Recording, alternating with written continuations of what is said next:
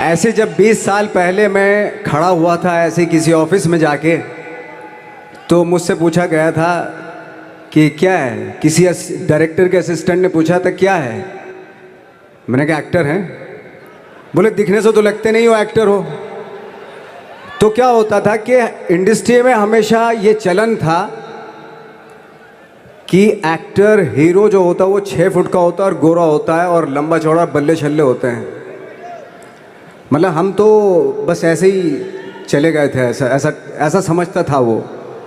और शिप्रा, मैं आपको यकीन दिलाना चाहता हूँ इस चीज़ का कि मेरे खुद के रिश्तेदारों ने भी, जब मैंने उनसे इच्छा जाहिर की कि मैं एक्टर बनना चाहता हूँ, तो उन्होंने भी मुझे डीमोरलाइज़ किया कि पहले शक्ल तो देख ले अपनी, क्योंकि 5 फुट का छोटा पतला दुबला सा आदमी, काला कलूटा। मुझे खुद को पता नहीं था कि इंडस्ट्री में मेरा क्या हाल होगा, बट एक जिद थी और हज़ारों लाखों, मतलब सालों साल से इंडस्ट्री में सिर्फ यही चलन था कि एक्टर तो, हीरो तो जो है ऐसा होता है। लेकिन सब ऑड सिचुएशंस के बावजूद भी गए। लेकिन एक चीज़ मेरे दिमाग में थी कि जो सब कर रहे हैं वो नहीं करना है, तो अलग क्या करूं, अलग क्या होना चाहिए। उसके लिए ट्रेनिंग की ज़रूरत थी, जो मैंने नेशनल स्कूल ऑफ ड्रामा में आके ट्रेनिंग ली। 3 साल मैंने एक्टिंग की पढ़ाई की वहाँ पे, और अपनी एक क्राफ्ट के बारे में समझा कि एक्चुअली इस पर्सनैलिटी में अगर मैं लोगों को इम्प्रेस करना चाहता हूँ, उसके लिए एजुकेशन की बहुत ज़रूरत है। या जो भी आप काम कर रहे हो उसमें क्राफ्ट, उसका एक्सपर्ट होना बहुत ज़रूरी होता है। ऐसे ही हवा में नहीं कि जैसे पहले होता था, अरे यार तो बहुत खूबसूरत दिखता है, फिल्मों में जाके काम करना शुरू कर दे, ऐसा नहीं। किसी चीज़ को बारीकी से जानना, उसके लिए ट्रेनिंग की, एक्सपर्ट्स की, एक्सपीरियंस की ज़रूरत होती है। तो मैंने ट्रेनिंग ली नेशनल स्कूल ऑफ ड्रामा से, और 2000 में मैं पहुंच गया मुंबई। मुंबई पहुंचने के बाद जब हम किसी ऑफिस में जाते थे, आई थिंक उससे पहले चलन नहीं था बिल्कुल भी। हम लोग गए, जैसे मैंने बताया कि ऑफिस में खड़े हो के, भाई हम एक्टर हैं, काम दोगे क्या।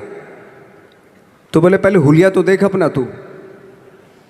तो ये हर बार सुनने के लिए मिलता था, और वो बात भी सही थी, क्योंकि उससे पहले कभी कोई आपने देखा नहीं होगा कोई इतना बड़ा, कोई इतनी सी पर्सनैलिटी का 5 फुट 6 इंच का आदमी, पतला दुबला सा मरियल सा, कि कभी ये इस तरह के लोग एक्टर भी बन सकते हैं, हीरो भी बन सकते हैं, स्टार भी बन सकते हैं। ऐसा चलन था ही नहीं। मैं कॉन्फिडेंट था बिकॉज ऑफ माई ट्रेनिंग। मैंने ट्रेनिंग ली थी और अपनी क्राफ्ट के बारे में बहुत अच्छे से जानता था मैं, और उस चीज़ का सिर्फ कॉन्फिडेंस था मुझे कि आज नहीं तो कल, कल नहीं तो परसों, या 10 साल या 20 साल या 30 साल के बाद नंबर ज़रूर आएगा मेरा। मैंने कभी भी अपने को टारगेट नहीं दिया मैंने कि अगर 2 साल ट्राई करके देखता हूँ, उसमें अगर हो गया तो ठीक है, वरना कोई दूसरा फील्ड अपना लूँगा। ऐसा कभी नहीं। जिस चीज़ का पैशन होता है, जज्बा होता है, अगर आप दिल से चाह लो ना, तो पूरी दुनिया झुक जाती है उसके ऊपर। उसको पूरा करने के लिए पूरी कायनात एक हो जाती है कि इस आदमी की जिद के लिए, इस आदमी की जिद के आगे झुकना पड़ेगा, और पूरी दुनिया झुकती है आपकी जिद के आगे।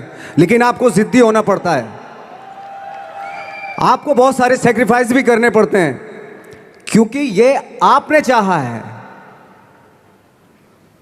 परीक्षा देनी पड़ती है आपको, जितना बड़ा इम्तहान होगा उतनी बड़ी परीक्षा भी देनी पड़ेगी। आसान काम नहीं है। छोटे छोटे टारगेट बनाएंगे तो छोटों में निपटारा हो जाएगा। हमेशा अपने आप को टारगेट बढ़ा दो।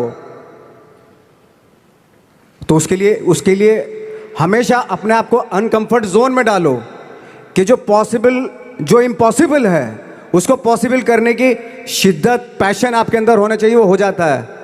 आज जो दुनिया में इतने सारे एक्सपेरिमेंट हुए हैं, ये सिर्फ इसी बिना पे हुए हैं, पागलपन के जरिए ही हुए हैं ये सारे एक्सपेरिमेंट। एक मैंने कहीं सुना था कि जब आप एक्सपेरिमेंट करते हैं तो फेलियर भी होते हैं, कई बार फेलियर होते हैं। कोई एक एक्सपेरिमेंट करने के लिए, कोई एक चीज़ करने के लिए बहुत बार हमने भी झेला है, बहुत बार फेलियर हुए हम लोग। लेकिन एटलीस्ट हमें इतने सारे फेलियर होने से इतने तरीके पता चले कि इन तरीकों से सक्सेस नहीं मिल सकती। फॉर एग्जाम्पल, एडिसन ने जब बल्ब का आविष्कार किया तो 100 बार एक्सपेरिमेंट किए अपनी ज़िंदगी में। 100 बार एक्सपेरिमेंट करने के बाद जब उसको पता चला कि अरे फॉर्मूला तो ये था बल्ब बनाने का, तो एटलीस्ट उसको ये, उसके साथ साथ उसको ये भी पता चला कि 100 जो तरीके हैं, 100 तरीकों से बल्ब नहीं बनता, ये भी पता चला उन फेलियर्स में उसको।